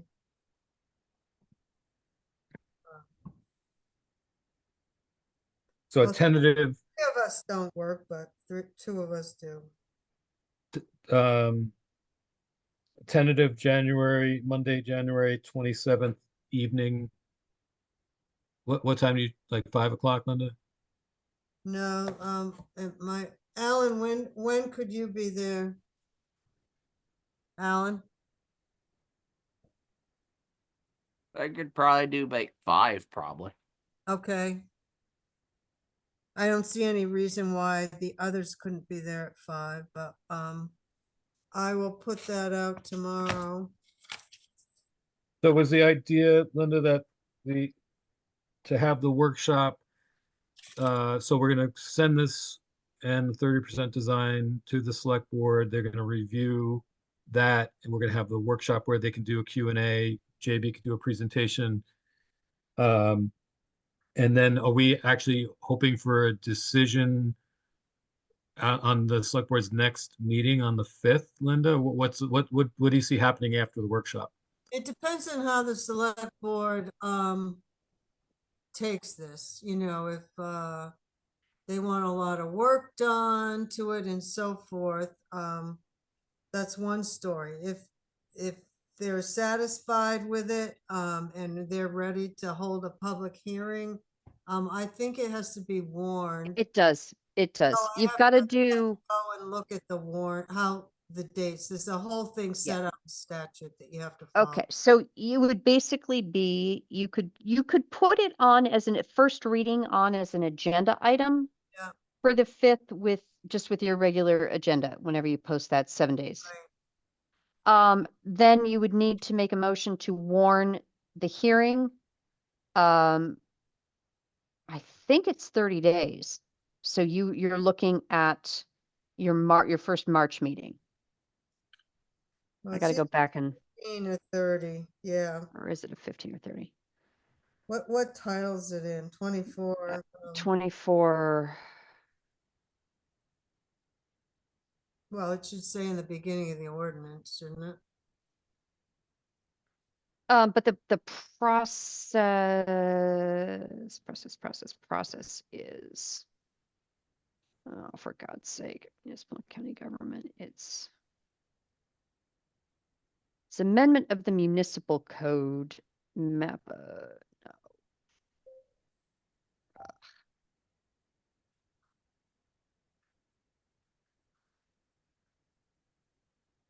And while you're looking that up, JB, or I guess what I'm getting at is, so we have this workshop on the 27th, but tentatively. We have the select board meeting on the 5th. We're going to set a public hearing for the ordinance, or does this group, the wastewater committee, need to meet before our normal scheduled February meeting if the select board wants us to do some additional work on this document, which they may?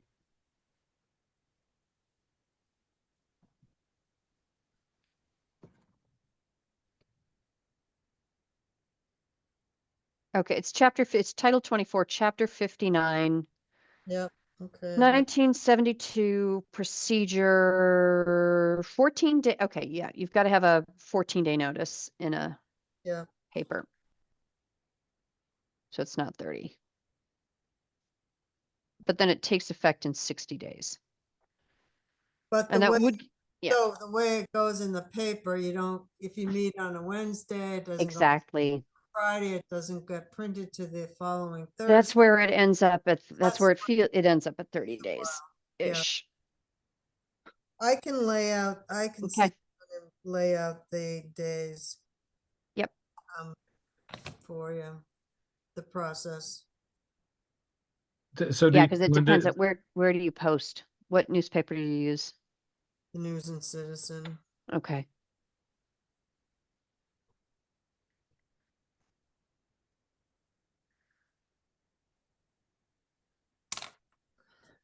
and so JB, you would have a like a formal presentation, or you're just going to run through it like you just did with us with the select board?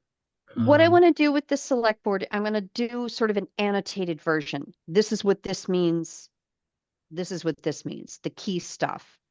And try to walk through, okay, which pieces of this are just pro forma, your basic wastewater things like waste strength and standards and such. But I want to also respect their questions because this is new, it's complicated, there's a lot of stuff. So I don't want to dictate the form of that. The really critical path things in there are the mandatory connection policy and the fees. How do we set the fee? And then understanding, because it's just so many words, this idea of preliminary allocations and final allocation, like I am buying the capacity and I will start paying bills. I think we have to be prepared for the question from select board members. Can this be a voluntary hookup? I'm not advocating for that, but that question may come up, and Well, we the have to be no, because it's not affordable. right. That's the reason why. Or, if we were nice and we had lots of people to connect, that's how we prefer to do it. But we really can't because it won't work. It won't work with the amount of people we have. Right. I know that. I just want to be up for us to be prepared for that. And they may want to see some numbers accordingly. So just circling back. So we have January 27th tentative workshop. The select board agrees to that. We have the regularly scheduled select board meeting on the 5th. We're scheduled to meet on, if we went to our normal schedule, back to February 18th. So at some point, this group may need to do some additional work on the ordinance before it's warned, right? Before it goes in the paper. It's hard to know whether we need to do any more or not. So I guess we all have to be prepared for a Well, potential we should plan to have maybe meeting. an outreach meeting anyway, and if it turns into something else.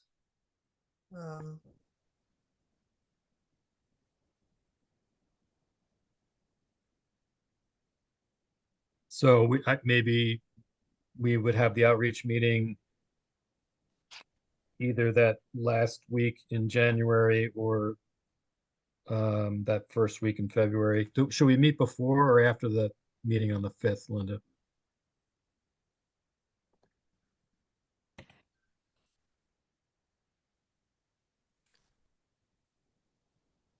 I don't know. It What? depends on the reaction of the select board. Okay. Okay, well, I guess we'll stay tuned. I've just got a little prompt on I don't have my laptop cord plugged in and my battery may run out. So in case I get disconnected here, I think we should probably wrap up. So it sounds like so if our homework assignments are to try to connect with those landowners again to see about additional capacity, about a letter of intent or a commitment letter and an easement, and the numbers that Peter and Alex were going to work on, and any updates that may mean for the ordinance for JB, and then the workshop. Linda's going to talk to the select board about that at the meeting tomorrow. And Yeah. Julie Beth, you're going to so you'll send me a copy of the Yeah. ordinance, and you'll send me a little memo on what you want me to ask the attorney to do. I will do that. Guess what's in my inbox? Hi, Julie Beth. My husband and I do own the former Nazarene Church in Wolcott. Okay, we will most likely connect the house to the new system. 3 floods of the leach field and septic tank backup in a year and a day. We still haven't decided on use of the former church, so we'll need to have some discussions on that. Wednesdays are busy from 9 to 3 Mountain Time, but I'm generally available other days. Awesome. And yes, her mother grew up in San Diego, and we have this bizarre, and she says, last year when we were helping a grandson look for a house in Colorado Springs, we went to an open house and the owners were no longer in town. I looked up the owners and found out they lived in Wolcott. That's crazy. Okay, so we've got a connection of the house, and haven't decided on the That's good, former because church. she put that horrible sign on her lawn. All right, so yeah, and so you just need. I'll Hey. leave it with you know what to do. We're gonna have a good chat. All right. Excellent. That sounds great. Okay. So Linda, I'm going to send you the ordinance with notes for the attorney and for the select board. I'm sure they will have a lot of questions, and that's okay and good. It is Okay. okay. And then JB, you'll send us a copy of the revised ordinance after we have the numbers before the workshop. Yeah, here's a question. Linda, should the ordinance without the numbers go to the select board now, or maybe once we get a better idea of what the range is going to be? I'd like to start town council's review now, because I don't think town council's not going to care so much about the. We will send them the ordinance now, and you can work on the addendums, and we can send it to them after, whenever they're ready. All right. Because there's enough meat there for them to study for now. Oh, yeah. Okay, folks, anything else before we Okay. adjourn? Got to let Jim go before his devices quit. Well, thank you all. I'll be in touch Thursday about Ed- what the board decides. JB's, Okay. did you say you're gonna actually be in town for that workshop That's the idea. okay. Yes. And I have a child nagging me to come down and help with some wedding stuff that's going to be at Stratton next year. So Wow, nagging child will be happy. We have 2 weddings this year holy cow. Oh, geez. in 2 different states. Wow, Fantastic. yikes. Don't ask why I drink.